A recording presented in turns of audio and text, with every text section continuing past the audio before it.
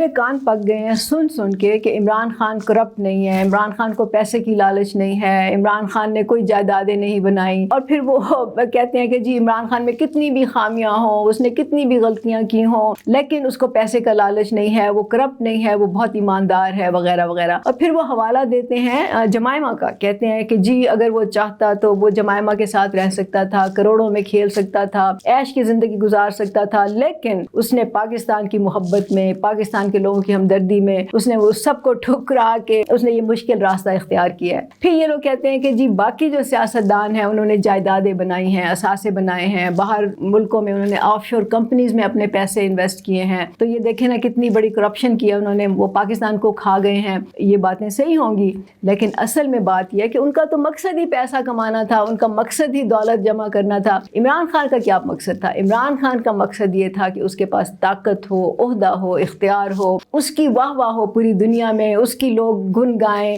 اس کو یہ چاہیے تھا کہ پاکستان میں وہ ایک بڑا لیڈر بنے اور اس کے لیے پھر لوگ جو ہیں اس کی تعریفیں کریں۔ اس کا مسئلہ تھا اپنی انا کا، اپنی پرسنالٹی کو اجاگر کرنے کا، اور اس کے لیے پھر اس نے جو کچھ کیا وہ سب کے سامنے ہے۔ اس کے لیے اس نے مالی کرپشن بھی کی، اس نے اخلاقی کرپشن بھی کی، اور اس نے سیاسی کرپشن بھی کی۔ تو یہ ہے اصل میں عمران خان۔ آپ یہ دیکھیں کہ اس کے تعلقات کیسے کیسے لوگوں سے تھے۔ اس نے ملک ریاض سے دوستیاں لگائیں۔ ملک ریاض سب کو معلوم ہے کہ وہ لینڈ مافیا کا ایک کنگ ہے، وہ انتہا سے زیادہ وہ ایک کرپٹ بندہ ہے۔ اس نے بہت سے لوگوں کو خریدا ہوا ہے، جس میں جرنیل بھی ہیں، صحافی بھی ہیں، سیاستدان بھی ہیں، اور بھی بڑے بڑے با اثر لوگ ہیں وہ شامل ہیں۔ اس کی دوستیاں ہیں، اس کے ڈیلنگز ہیں، ان کی بزنس ہیں۔